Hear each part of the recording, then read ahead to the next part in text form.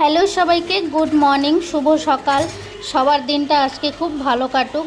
ভিডিওটা এডিটিং করছি দুপুরবেলা, কিন্তু সকালবেলায় যেহেতু ভিডিওটা শুরু করেছিলাম তাই বললাম সবার দিনটা খুব ভালো কাটুক।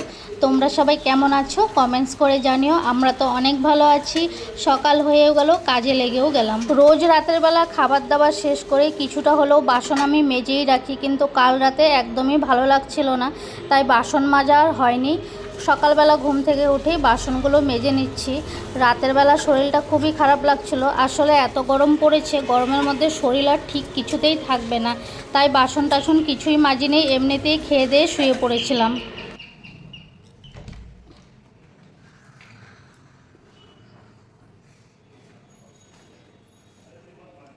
দরজাটা লাগাই দাও।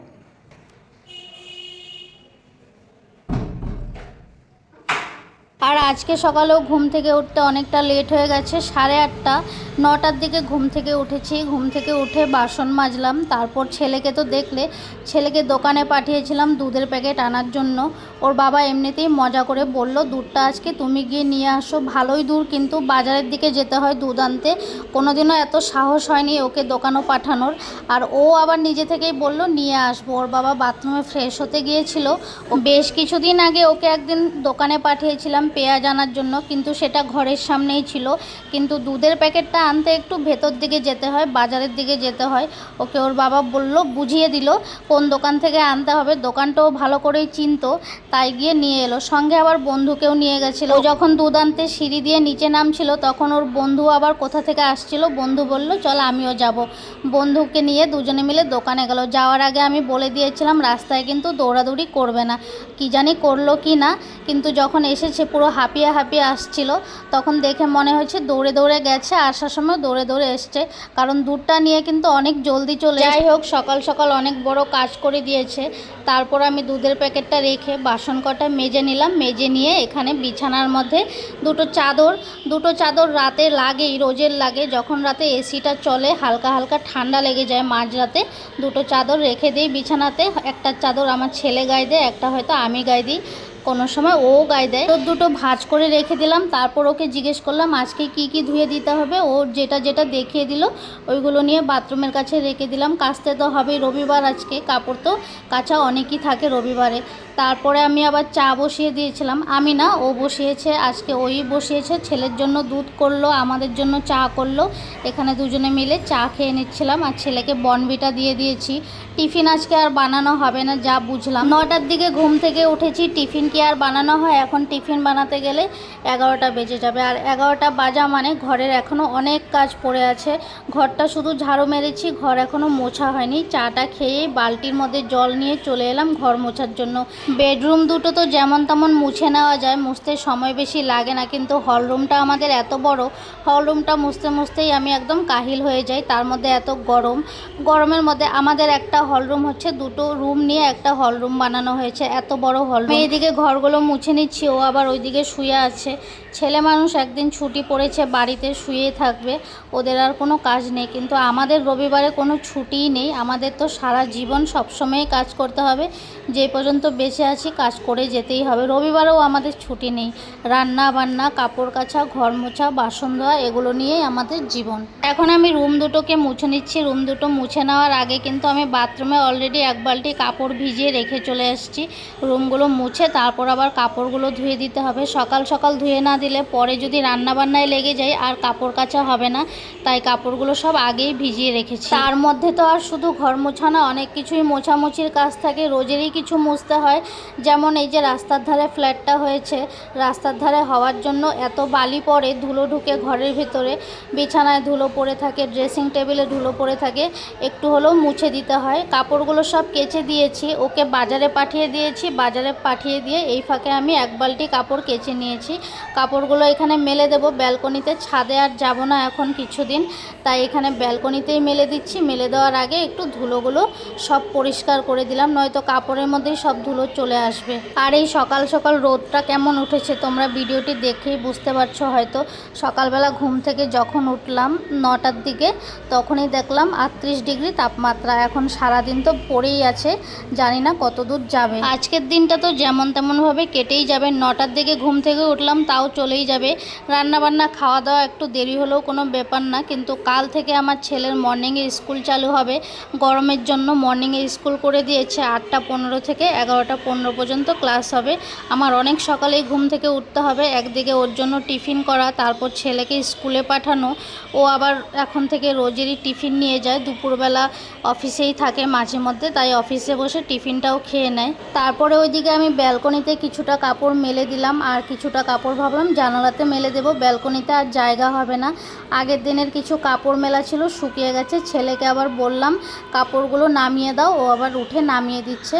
জানালাতে কয়েকটা কাপড় এখন মেলে দেবো। আর আমার ছেলেটা সারা দিন আমার পেছন পেছন পিঁপড়ের মতন ঘুরে বেড়ায়। আমার ছেলের নামটা আজকে থেকে আমি পিঁপড়েই রেখে দিলাম, যেদিকেই যাই পিঁপড়ের মতন ঘুরে বেড়ায়। বাথরুমে ঢুকলেও আমার পেছন পেছন বাথরুমে ঢুকে পড়ে। ব্রাশ করতে গেলাম, তখন ব্রাশ করতে গেছি, তখনও বাথরুমে গিয়ে ঢুকে পড়েছে।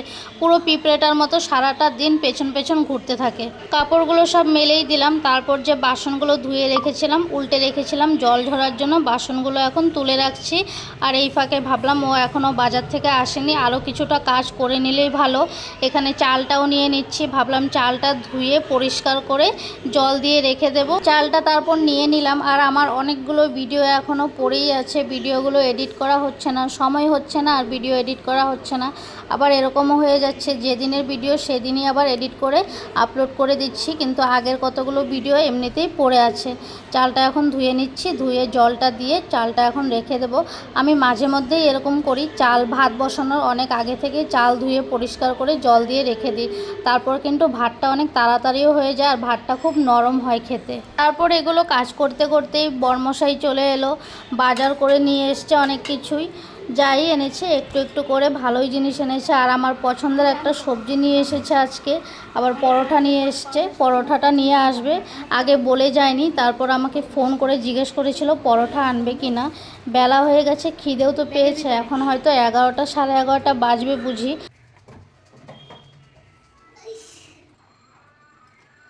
পাখি আর একটা বাটি দাও তো। বাটি না বাবা, প্লেট দাও, প্লেট। হ্যাঁ,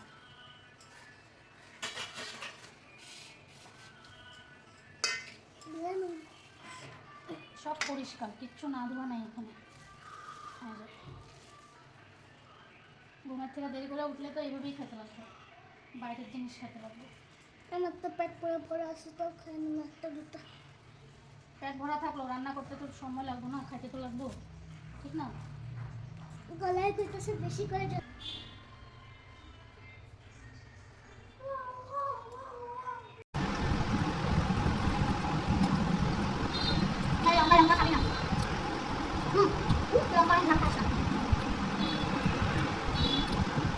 বেশি লোক কাঁদছে না, এটা মনে বেশি লোক কাঁদছে। আমরা কথা বলতে পারি না। জলখাবারটা খেয়ে নিলাম। জলখাবারে নিয়ে এসেছিল মটরের তরকারি, মটর দিয়ে ঘুগনি আর পরোটা নিয়ে এসেছিল। তারপর খেয়ে দিয়ে সবজিগুলো বের করে নিচ্ছি। আমার পছন্দের একটা সবজি নিয়ে এসছে আজকে, স্কোয়াশ নিয়ে এসছে, যেটা আমি কলকাতার দিকে একদমই দেখতে পাই না। আমাদের এখানে বাজার আছে, ওই বাজারের মধ্যে একটা লোকই শুধু বিক্রি করে। আজকে নিয়ে এসছে, এনেই বলল তোমার পছন্দের সবজি এনেছে। আমার খুব ভালো লাগে খেতে। আমার বাপের বাড়ি হলো গুয়াহাটিতে, গুয়াহাটিতে এই সবজিটা অনেক পাওয়া যায়। ও বাজার থেকে আসার পরেই কিন্তু আমি রান্নাবান্নার সব কিছু আয়োজন করেই নিয়েছিলাম। শাক কেটে রেখেছিলাম, তারপর ভাতও বসিয়ে দিয়েছিলাম, ভাতটা এখন হয়ে গেছে। এদিকে আবার ডাল চচ্চড়ি করেছিলাম, ডাল চচ্চড়িটা হয়েও গেছে। পেঁয়াজ ফোড়ন দিয়ে কাঁচা লঙ্কা দিয়ে ডাল চচ্চড়ি করেছি। লাল শাক কেটে রেখেছিলাম, লাল শাকটাও এখন বসিয়ে দিলাম। লাল শাকটার ফোড়নে রসুন আর শুকনো লঙ্কা দিয়ে বসিয়ে দিলাম, হলুদ আর নুন দিয়ে দিলাম। আর রান্না বান্না করতে কিন্তু বেশি সময় লাগে না, যদি সব কিছু কাটাকুটি পরিষ্কার করে ধুয়ে মুছে নিয়ে বসলে রান্না করতে একদমই সময় লাগে না। ভাতটা আমার হয়ে গেছে, নামিয়ে দেবো। শাকটা বসিয়ে রাখলাম, আজকে রান্না হতে টাইম লাগবে অনেক, তাই ভাবলাম সব কিছু কাটাকুটি করে তারপর বসবো রান্না করতে, তাহলে রান্নাটা একটু তাড়াতাড়ি হয়ে যাবে। ভাতটা এখন নামিয়ে নিচ্ছি। এদিকে লাল শাক কেটে রেখেছিলাম, মিষ্টি কুমড়ো কেটে রেখেছিলাম, মাংস নিয়ে এসছে, মাংসটাকেও পরিষ্কার করে ধুয়ে রেখেছি। মিষ্টি কুমড়োতে এখন একটু হলুদ নুন মাখিয়ে রাখবো, মাংসটাকে আগে কষিয়ে নেব। মশলা পেস্ট করে রেখেছি, সব কিছু মশলা একসঙ্গে দিয়েই মশলা পেস্ট করেছি। আজকে আর মাংস অন্যরকমভাবে বানাচ্ছি না, আজকে যেরকম খাই সবসময় সেরকমভাবে মাংসটা করছি। এখানে আদা, রসুন, পেঁয়াজ, লঙ্কা সব কিছু একসঙ্গে পেস্ট করে নিয়েছি। বসানোর আগে একটু পেঁয়াজ কুচি করে দিয়ে দেব, সামান্য একটু সর্ষের তেল দিয়ে দিচ্ছি। সর্ষের তেল দিয়ে একটু হাত দিয়ে কষিয়ে রেখে দেব। মাংসটার মধ্যে মশলাটা দিয়ে রাখলাম, তেলটাও দিয়ে রাখলাম। এদিকে আবার শাকটাও হয়ে গেছে, নামিয়ে নিলাম। শাকটা এখন বাটিতে তুলে নিচ্ছি। শীতকালে শাক খেতে কিন্তু অনেক ভালো লাগে, গরমকালেও ভালো লাগে, কিন্তু শীতকালে নানা রকমের শাক পাওয়া যায়, তখন কিন্তু বেশি ভালো লাগে শাক খেতে। অনেক দিন হয়ে গেছে ঘরে শাক আনাও হয় না, আজকে আমি বললাম শাক নিয়ে আসবে। শাকটা নামিয়ে রাখলাম। তারপরে এখন মিষ্টি কুমড়ো ভাজাতে হলুদ নুন মাখিয়ে রাখছি। মাখিয়ে রাখবো কি এখনই ভাজাগুলো করে ফেলবো।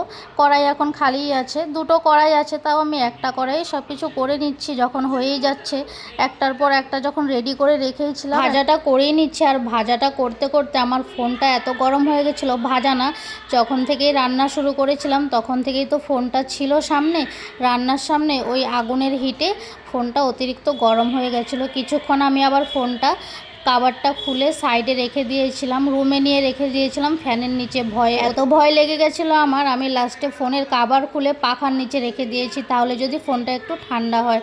তারপর কিন্তু দেখো ভাজাটা হয়েই গেছে। এখানে আমি আবার মাংসটাও বসিয়ে দিলাম, আর মাংসর জন্য আলু ভাজা করে রেখেছিলাম। আলুগুলোকে গোল গোল করে কেটে ভেজে তেলে ভেজে তুলে রেখেছিলাম। আলু ছাড়া তো চলবেই না আমাদের ঘরে, ছেলে আর বাবা আলু খেতে এতই পছন্দ করে, সবজি কিছু খাবে না কিন্তু আলু ভরে ভরে খাবে। মাংসটাকে বসিয়ে রেখে তারপর আবার কাজে লেগে গেলাম। এখানে বোতলগুলো সব রেখে দিলাম, জল ভরতে হবে।